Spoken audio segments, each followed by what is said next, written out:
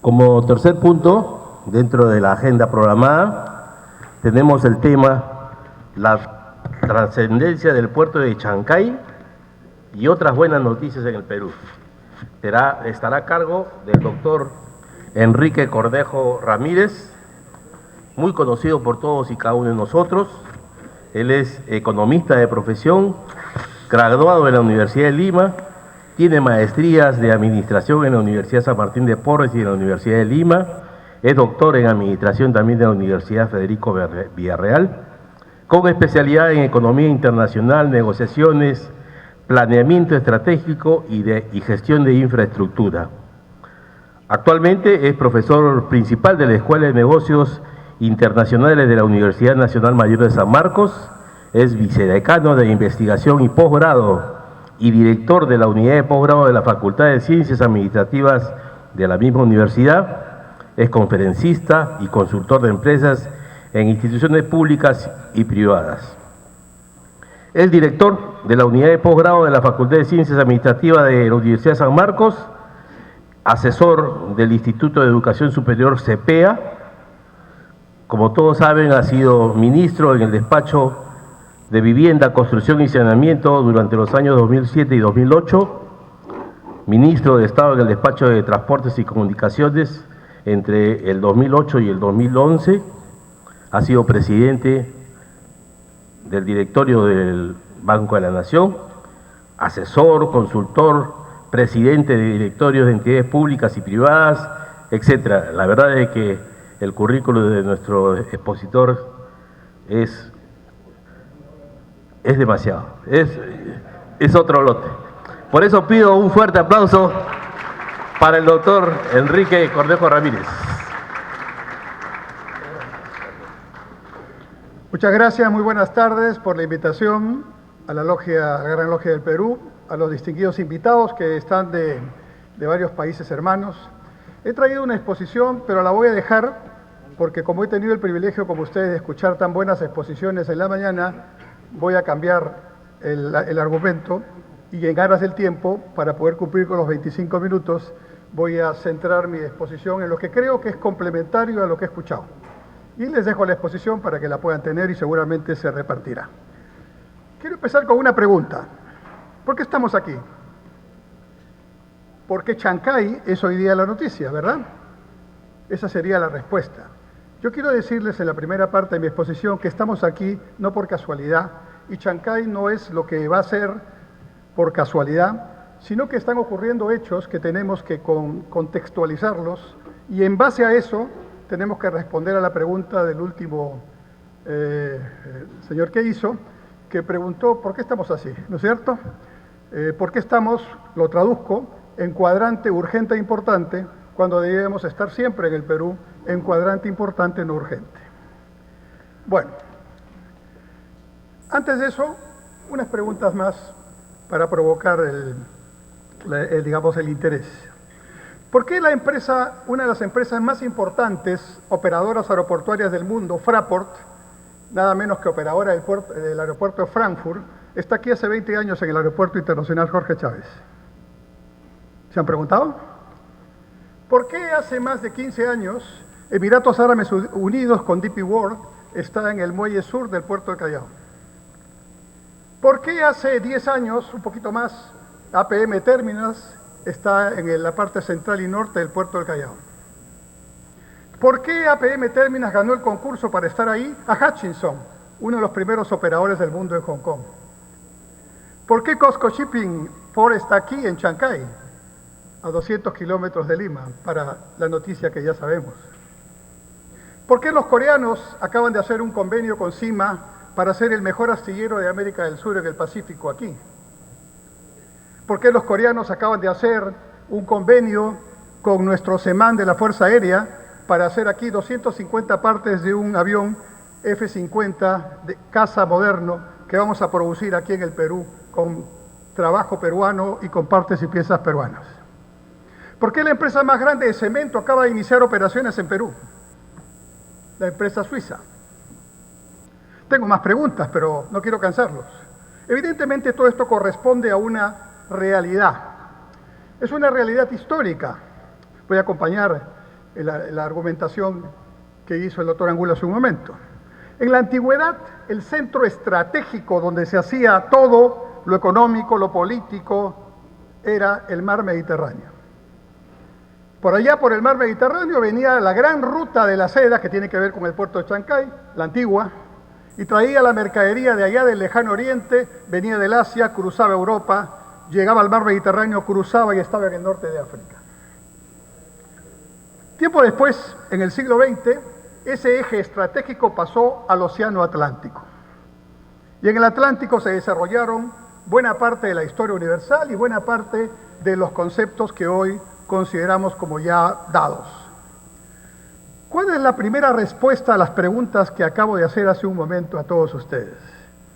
Desde hace algunas décadas, el centro estratégico, neurálgico, del poder, de la economía, de todo lo que significan las relaciones internacionales, es el Pacífico, es la cuenca del Pacífico.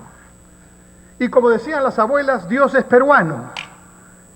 Y el Perú, no solo Chancay, toda la costa peruana está en el centro de ese Pacífico, que es el lugar donde ahora se concentran las mayores velocidades, las mejores productividades, las mejores oportunidades. Pero como Dios es peruano, en la segunda parte del siglo XXI, dicen todos los especialistas, será el Océano Índico el que tenga esa característica. Y miren el mapa, nos ponemos en el centro de Perú, de América del Sur, miramos de frente, Oceanía a la izquierda, Asia a la derecha, y al fondo, el Índico, con el gran actor protagónico que empieza a ser ya India.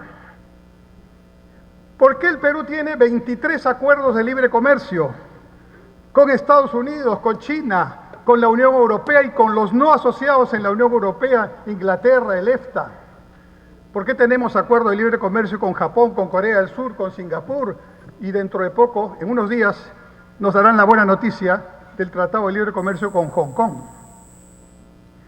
¿Por qué, en otras palabras, estimados amigos, todas estas empresas, gobiernos, miran al Perú con interés, un interés que parece que los peruanos no parecemos tener? Siempre estuvimos aquí, no nos hemos movido, pero el que se ha movido es el mundo. Y ahora resulta que el escenario estratégico de movimiento del mundo está donde siempre estuvimos. Hace 5.000 años que estamos aquí como civilización. 4.500 años del antiguo Perú, desde Caral hasta el último Inca, 300 años de la presencia española y apenas 202 años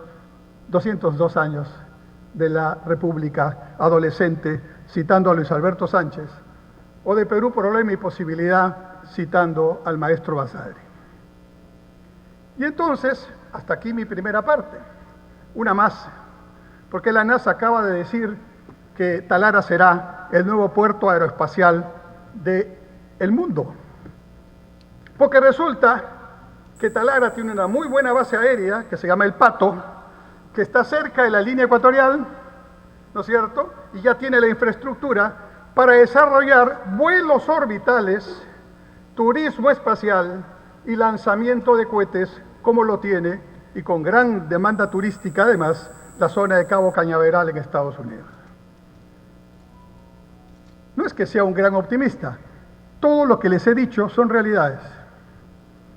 Pero los peruanos parece que nos gusta estar dándonos latigazos, mirando siempre el pasado, aunque sin entenderlo, y sobre todo, no nos gusta mucho decir qué hay que hacer. Termino mi charla diciendo qué hay que hacer, desde mi punto de vista. Primero, hay que tener una visión como país. Hoy estamos viendo Chancay, todo lo que se ha dicho es correcto, todos los problemas que se han mencionado y otros que no han mencionado son ciertos, pero la realidad es que parece que la vida y Dios, si somos creyentes, nos está poniendo en la condición de a Dios rogando y con el mazo dando, ¿no? Es decir, como aquella, es aquella anécdota que se cuenta de la persona que estaba en una gran inundación en un pueblo, ¿verdad?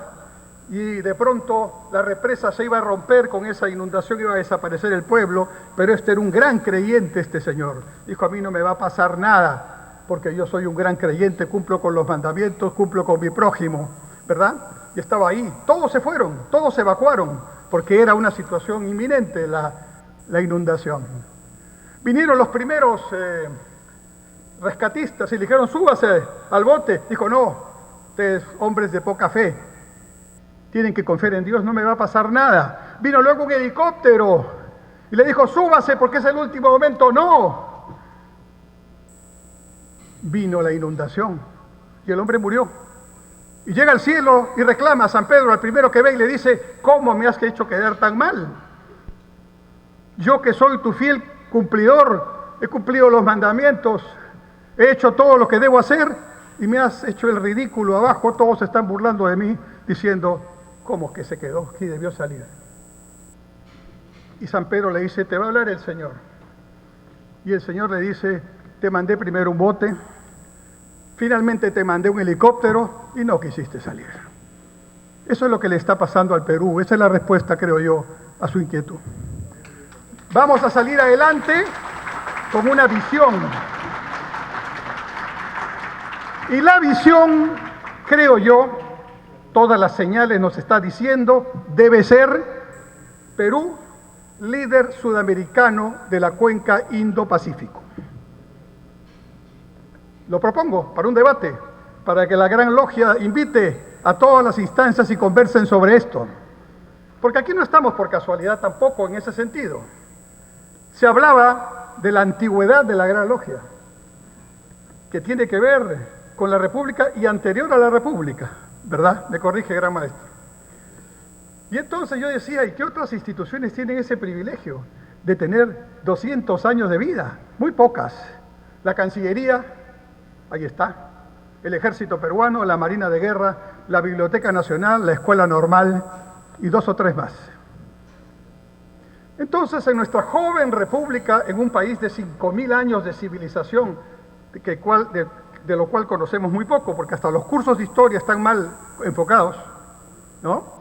Entonces, vienen estos temas y claro, reaccionamos, tenemos una política reactiva, cuando lo que tenemos que tener es esa visión. Si esa visión que comparto con ustedes y sugiero, porque tiene que ser una visión nacional, sería una visión correcta, Perú, país líder en la cuenca Indo-Pacífico, entonces preguntémonos, siguiente paso, ¿qué hay que hacer para que eso se concrete?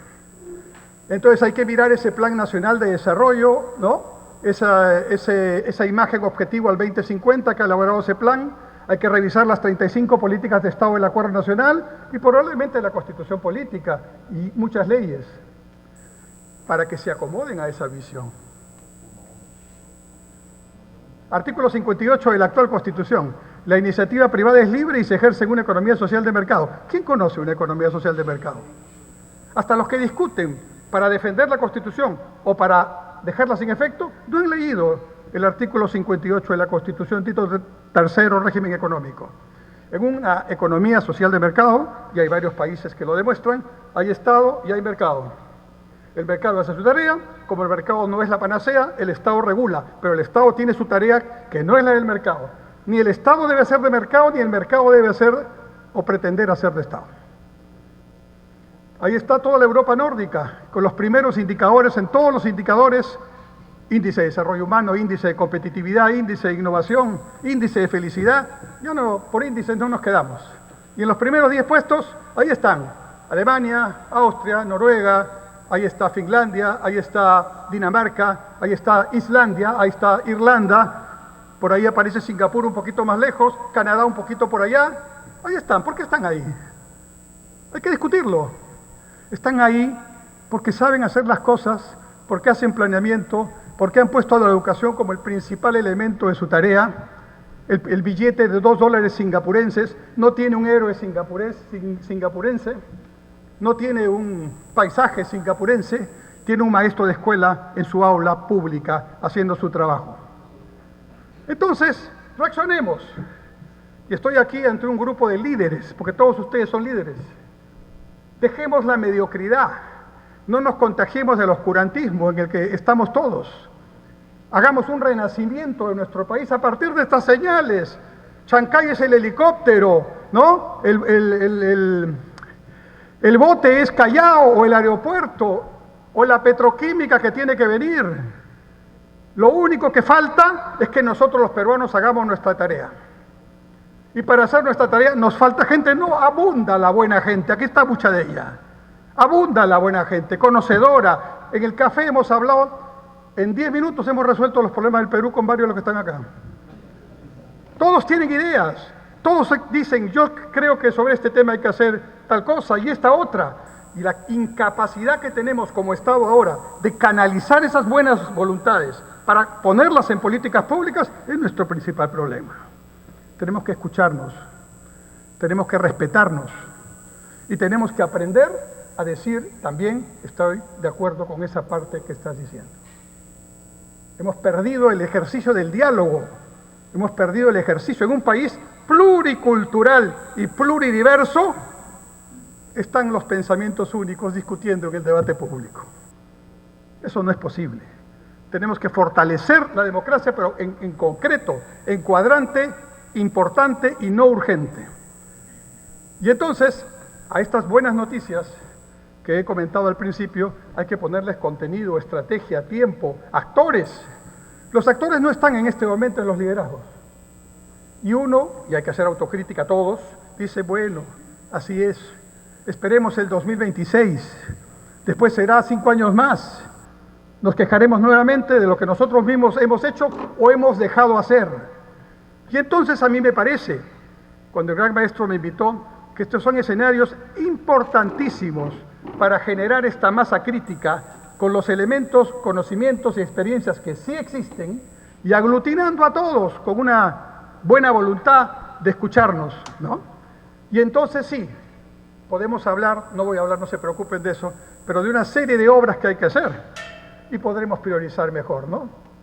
Mi amigo el ministro de Transportes, exalumno mío de hace muchos años, acaba de declarar ante todos los periodistas y las embajadas que está por licitar gobierno a gobierno el tren de cercanías sur. Y un elemento de sentido común diría, ¿por qué no lo haces primero con el tren de cercanías norte para Monga, Callao, que es el que necesitamos en este momento? Entonces, no nos faltan proyectos ni ideas, lo que nos falta es un poquito de eso que falta a veces, que se llama sentido común, ¿no? Y eso no es por falta de buena voluntad, sino que no estamos articulando.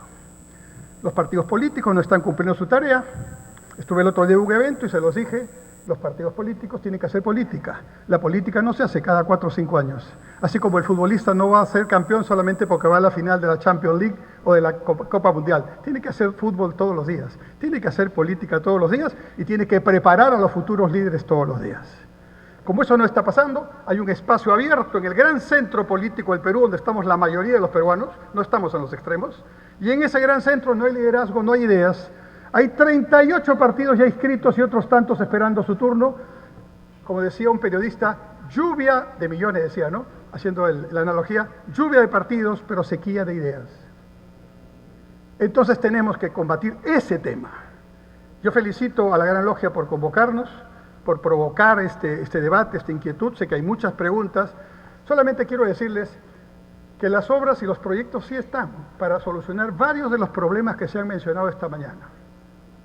¿O acaso no es un tema de conversar y sentarse hasta que no terminemos de solucionar el tema entre el señor ministro de Vivienda y el señor ministro de Transporte, para que no hagan pues 2 planes de desarrollo paralelos en este momento, ¿no?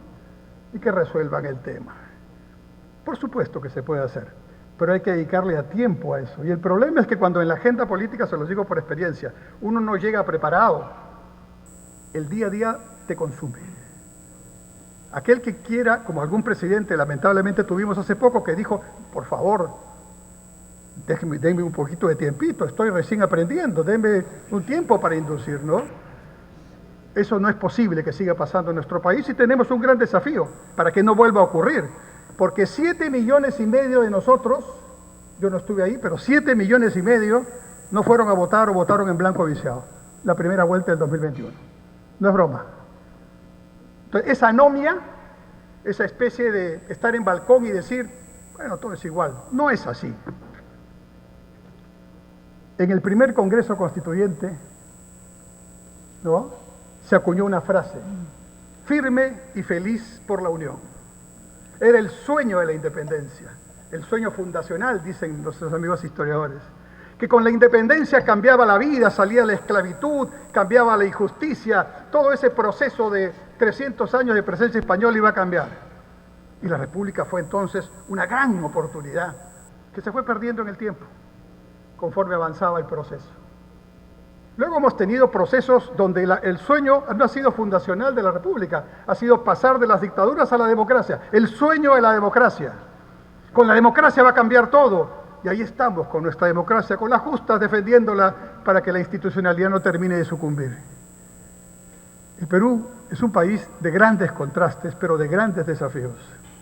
Y lo que tenemos que hacer es sentarnos un momento, como lo estamos haciendo esta mañana, pensar, como decía algún entrenador que fue exitoso con nosotros y ahora no lo está tanto, ¿no es cierto? Y ese pensar debe hacernos, primero, no pensar para decir, estamos empezando. Ese complejo de Adán debe terminar.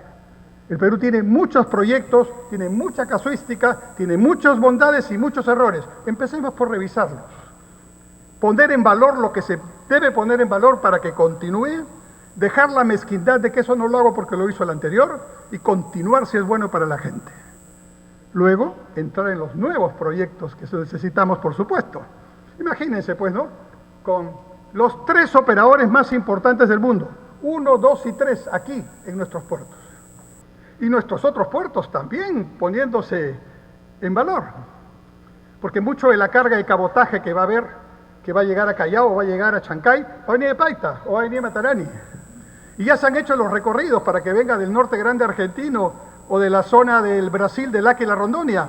Los camiones, si llegan aquí con el tráfico, por eso no puedo llegar al alcalde de Ancón, ¿verdad? Pero si estos camiones vinieran para Chancay, tampoco la carga llega, se malogra, ¿no es cierto? Entonces, ¿qué van a hacer? Multimodal, camión hasta Matarani, por la Interoceánica Sur, Matarani, buque de 3.000 teus trayendo a Chancay o a Callao la carga.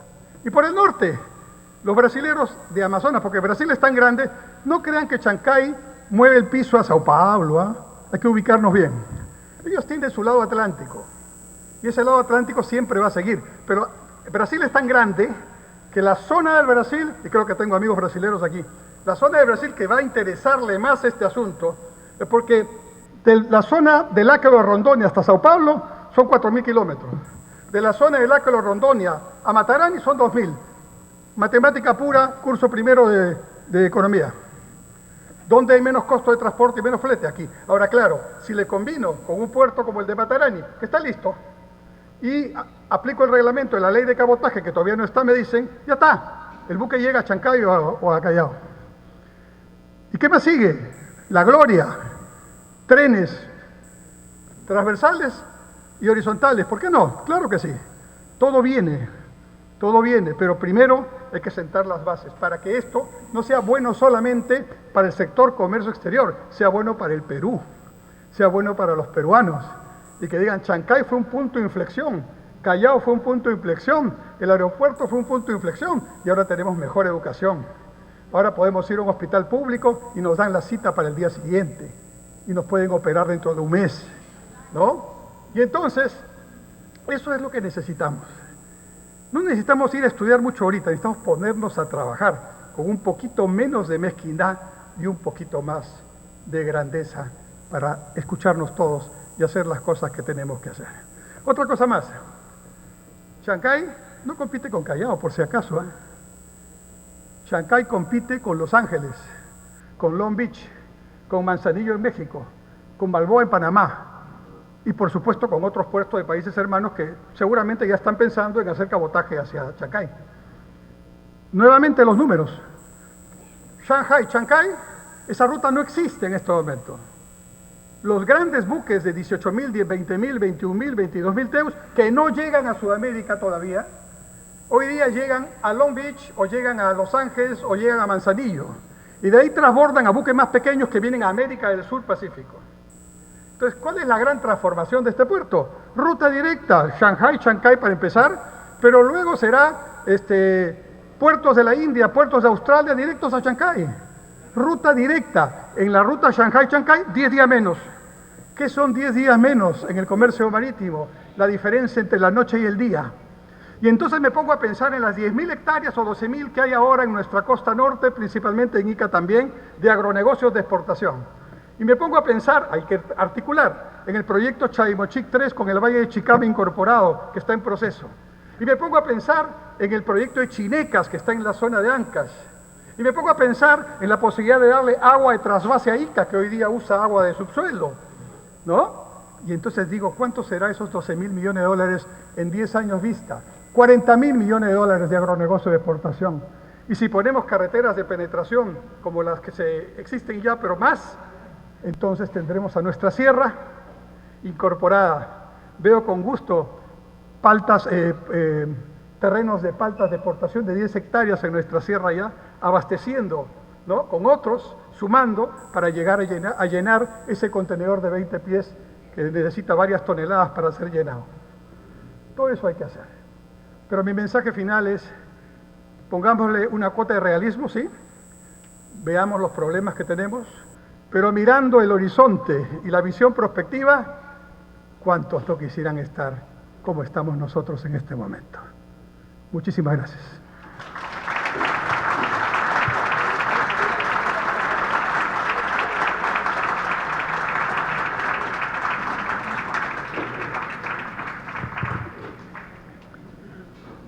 Muchas gracias al doctor Cornejo.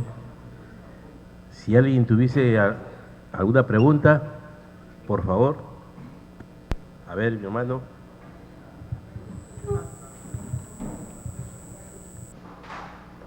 Gracias. Muchísimas gracias, antes que nada, por la excelente exposición en la que motiva, y yo creo que lo importante nos hace tomar conciencia de lo que tenemos en el país, de nuestros valores, nuestras riquezas, que lamentablemente no las aprovechamos. En su exposición ha mencionado tanto la costa y la sierra fundamentalmente, pero no menciona la selva.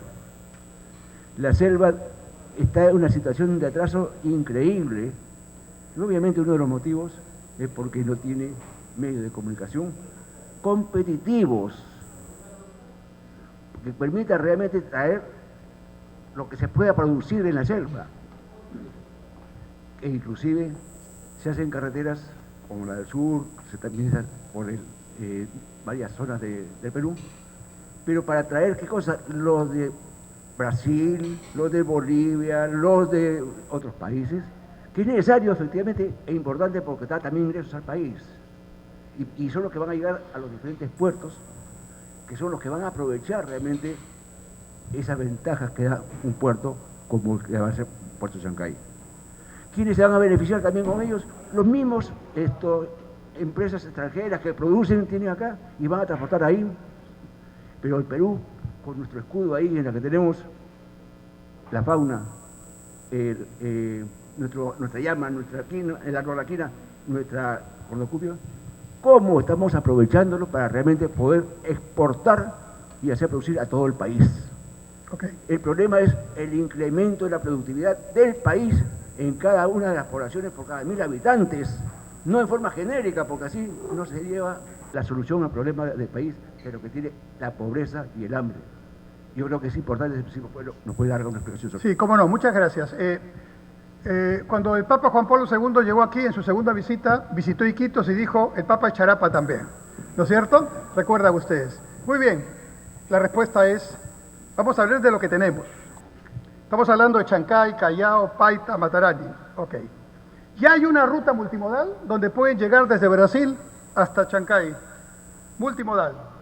Esa ruta es la siguiente. Van por el río Amazonas, las chatas, con los containers, ¿no? Pueden llegar a Iquitos, podrían llegar directo al Huallaga también, y en el Huallaga, pero si no, que lleguen a Iquitos o a Pucallpa, y de ahí hacen el trasvase para llegar al río Huallaga. Ustedes no saben eso. Hay un puerto fluvial portacontenedores que ya tenemos en Perú. Es el puerto de Nueva Reforma, a 10 kilómetros de Yurimaguas. y los operadores de ese puerto son operadores ecuatorianos que están allí. Ese puerto ya puede transbordar la carga brasilera o al revés, la carga peruana que va para el Atlántico, pero vamos a seguir la lógica, cambiarlo a camión, de ahí te vas por la interoceánica norte hasta Paita y en Paita haces tu cabotaje hasta Chancay o Callao. Ya existe.